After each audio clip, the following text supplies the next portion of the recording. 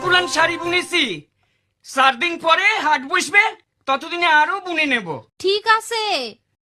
মা, আমি পিঠে খেতে কত ভালোবাসি, কিন্তু তুমি আমারে অনেকদিন পিঠে খাওয়াওনি।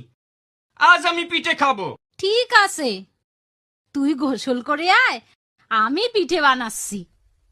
ঠিক আছে, আমি নদীতে যাচ্ছি।